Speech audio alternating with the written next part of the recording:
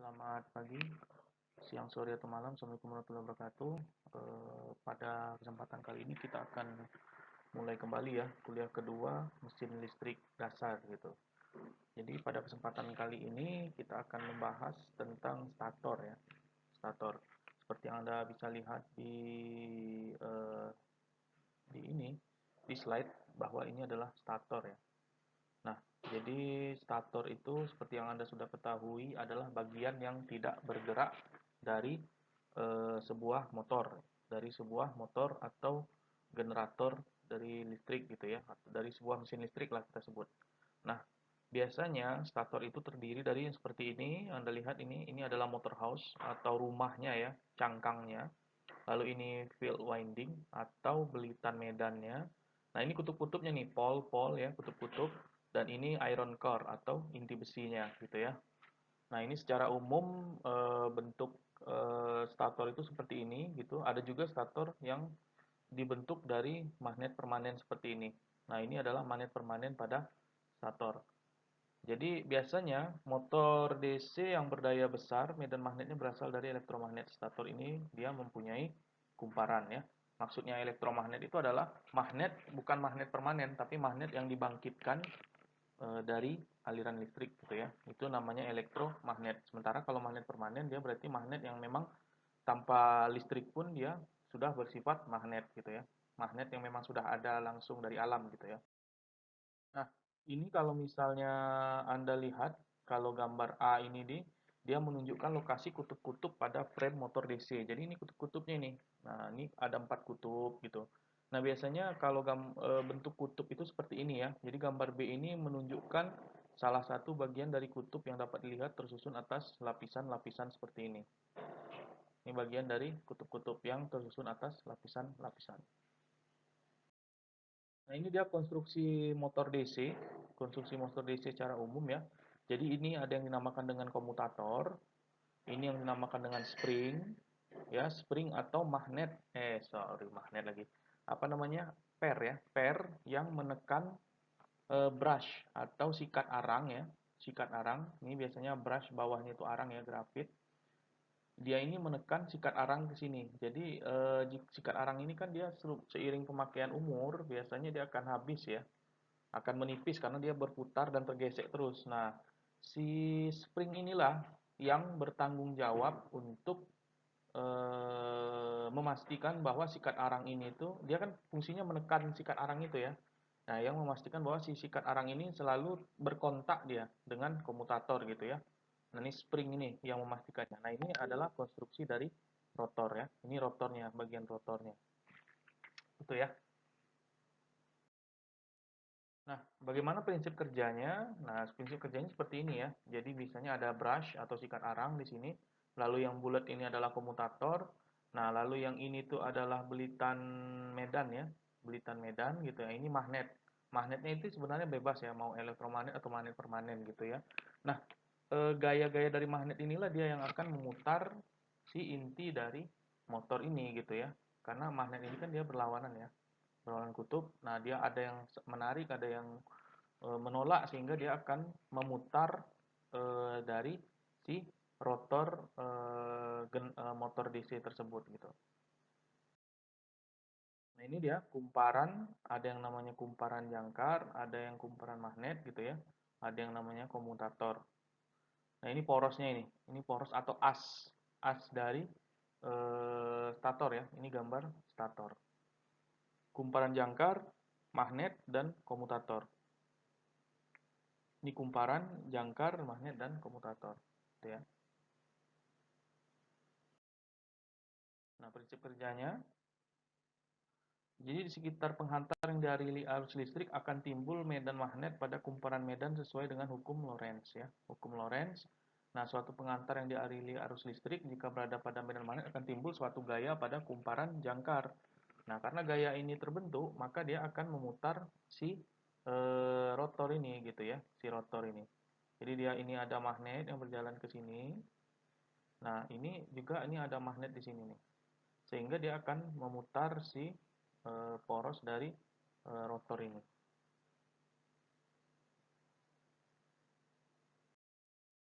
Nah, Jadi kalau gaya Lorentz itu biasanya dianalogikan dengan hukum tangan kanan ya. Hukum tangan kanan, Anda pasti sudah dapat ya waktu Anda SMA ya. Saya kalau nggak salah waktu pelajaran fisika waktu SMA. Jadi dia terdiri dari tiga ini ya, tiga jari itu. Kalau Anda pakai tangan kanan Anda, ibu jari dia menunjuk ke arah konduktor dan jari telunjuk menunjuk ke arah medan magnet, sedangkan jari tengah menunjuk ke arah aliran arus dari minus ke positif. Jadi ini ibu jari ini ke arah konduktor, lalu jari telunjuk menunjuk ke arah medan magnet. Nah, sedangkan jari tengah menunjuk ke arah aliran listrik. Nah, rumusnya apa? Rumusnya adalah F sama dengan B dikali I dikali L. F itu adalah gaya yang didesakkan dalam Newton. B itu adalah besar medan magnet dalam Tesla. I itu adalah arus yang mengalir dalam ampere. Dan L adalah panjang penghantar dalam meter.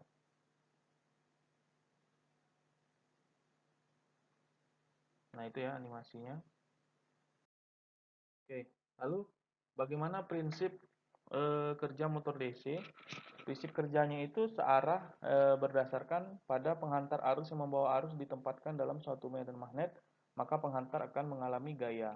Gaya tersebut menimbulkan torsi ya, yang akan menghasilkan rotasi mekanik sehingga motor berputar. Jadi torsi itulah yang menghasilkan gaya mekanik yang menyebabkan si rotor ini, yang bagian berputar dari motor kan adalah rotor ya. Si rotor ini bergerak gitu ya.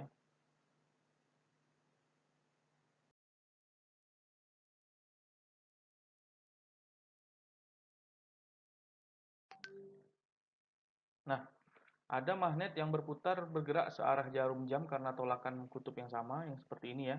Magnet yang berputar searah jarum jam karena tolakan kutub yang sama. Lalu magnet yang sedang berputar ditarik. Ini tadi ya, seperti saya bilang, magnet yang sedang berputar ini dia ditarik juga oleh kutub yang berbeda. Lalu magnet yang berputar sekarang terlihat sebagai kumparan jangkar dan kepolaritasannya ditentukan oleh sikat dan komutator. Jadi sikat dan komutator itu yang menentukan kutubnya gitu ya, polaritasnya gitu ya, polaritas dari si kumparan ini gitu ya. Jadi karena gaya tarik menarik dari magnet ini yang menyebabkan dia berputar gitu, salah satunya. Lalu konsekuensinya apa? Konsekuensinya harus ada pembalik arus, yaitu komutator gitu.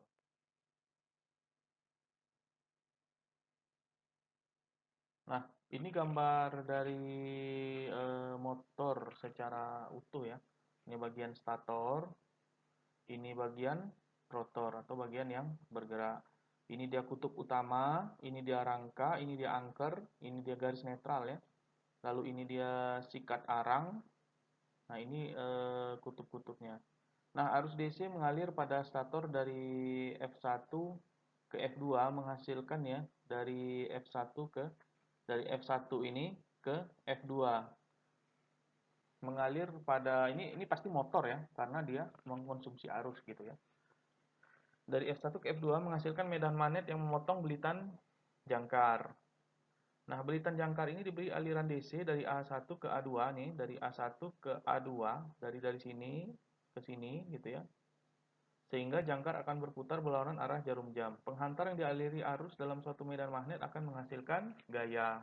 Lalu gaya ini yang menghasilkan torsi sehingga si rotor akan berputar ya. Ya, diperlukan torsi itu dia untuk memutar si rotor. Nah, ini dia skema kerja motor DC ya. Skema kerja motor DC, ini kutub-kutubnya gitu ya. Nah, ini si rotornya, dia akan bergerak. Nah, sehingga kalau dia bergerak, dia akan menghasilkan kerja ya. Nah, ini dia arah perputaran dari rotor, dia berputar dari sini ya. Dari sini ke sini gitu ya. Nah, ini kutub-kutub dari medan magnetnya, kutub-kutub dari medan magnetnya. Nah, ini rumus atau persamaan dari medan magnet ya. F sama dengan ILB ya. Lalu electric current supply externally through the commutator dan electric arus ya. Arus yang disuplai ke komutator. Jadi arusnya ini disuplai ke sini nih. Nah, karena ada arus di sini, maka dia akan menimbulkan medan magnet. Ini kan ada arus ya, arus yang dari mana ini? Dari kutub positif, dari kutub negatif nih menuju ke positif, ya, dari arah luar dari baterai. Arusnya tentu arus DC ya, dia bukan arus AC karena kita bicara motor DC. Nah, karena ada arus ini, maka dia akan menimbulkan gaya magnet di sini. Nah, yang pas di sini dia ditolak, pas di sini dia ditarik. Nah, itu. Maka yang F ini itu adalah ini ya gaya magnetiknya gitu ya. Lalu ini B-nya, lalu ini I atau arusnya ya. Nah, itu. Dan L ini adalah panjang dari si kumparannya ini. Tuh.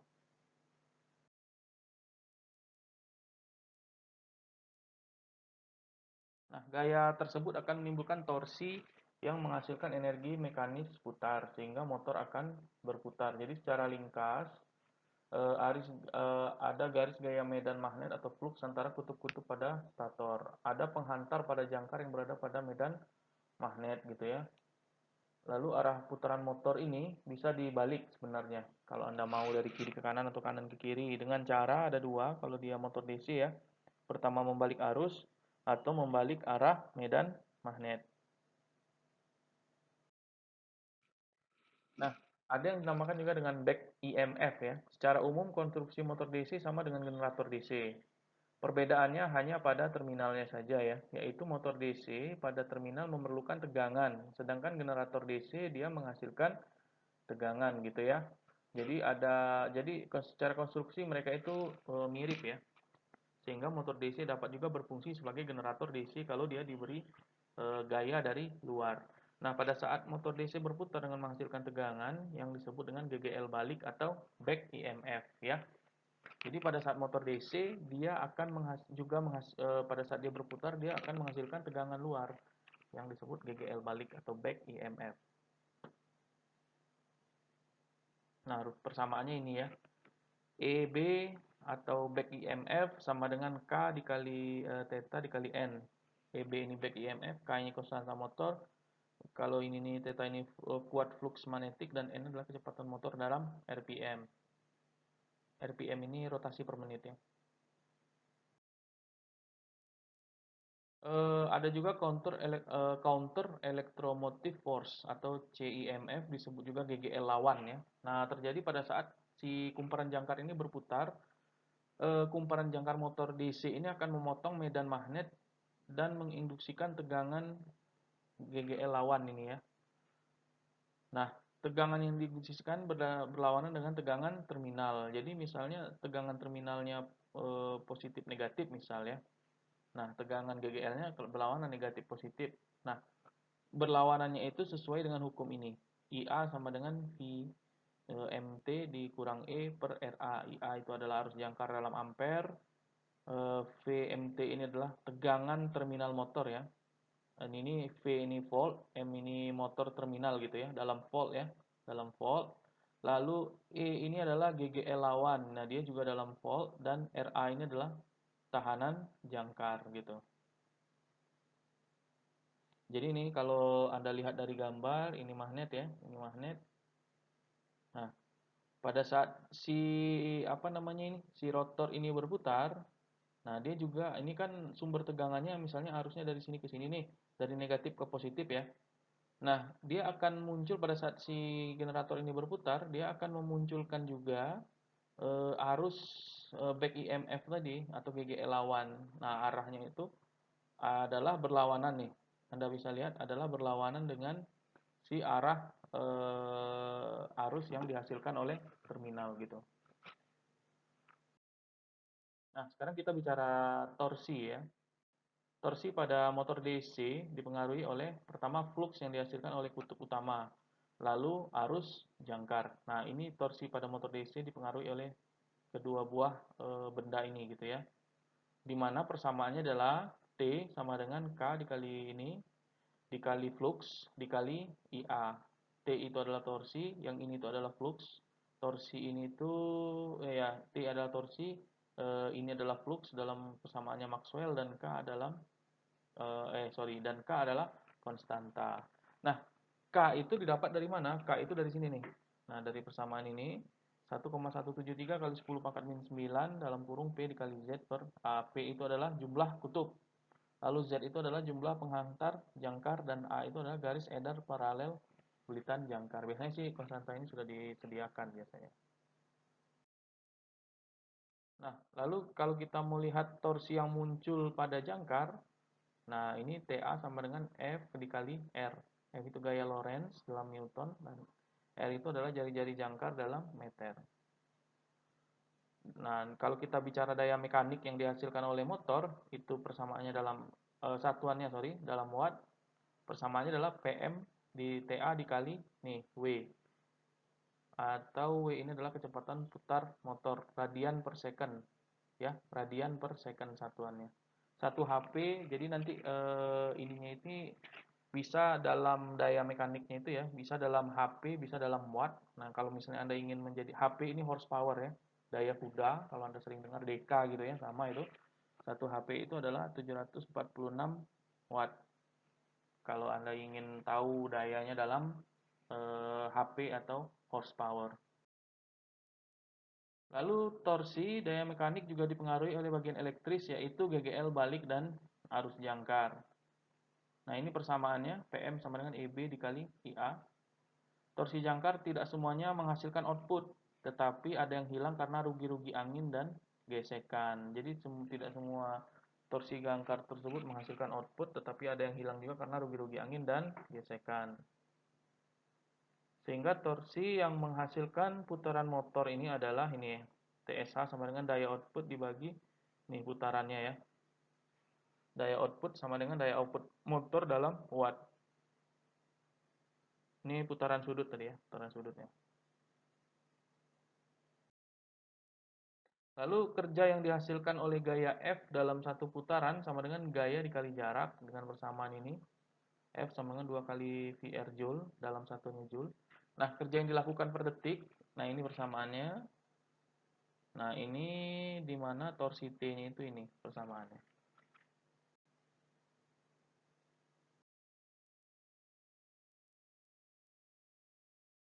Jadi kalau kita cek lagi ada lagi yang namanya torsi amatur ya. T amatur adalah T shaft ditambah T loss. Atau T pada shaft, torsi pada shaftnya ditambah torsi hilang akibat rugi-rugi. Ini persamaan torsi armatur ya, bisa Anda baca sendiri. Nah, ini persamaan torsi shaft, bisa Anda baca sendiri juga.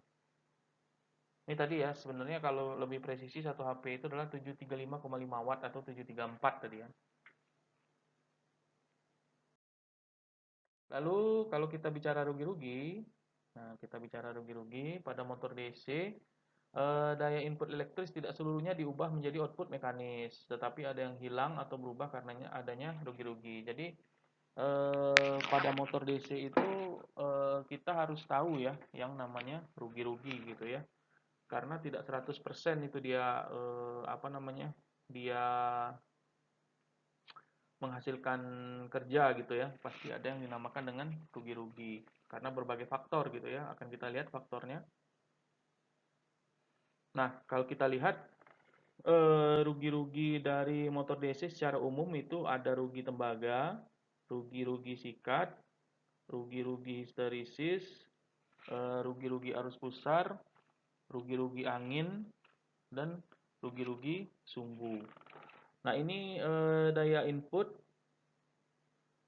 Nah, ini daya jangkarnya dan ini daya output. Jadi Anda lihat di sini, daya input tidak sepenuhnya berubah menjadi daya output. Anda lihat ada gap di sini ya. Nah, daya input misalnya 100%, nah mungkin daya outputnya hanya 60% gitu ya. Karena ada rugi-rugi. Nah, mulai dari ujung ya, rugi-rugi mulai dari ujung, dari input itu rugi-rugi tembaga, lalu dilanjutkan rugi-rugi sikat, lalu dilanjutkan rugi-rugi histeresis, lalu dilanjutkan rugi-rugi arus pusar, lalu dilanjutkan rugi-rugi angin, dan terakhir adalah rugi-rugi sumbu.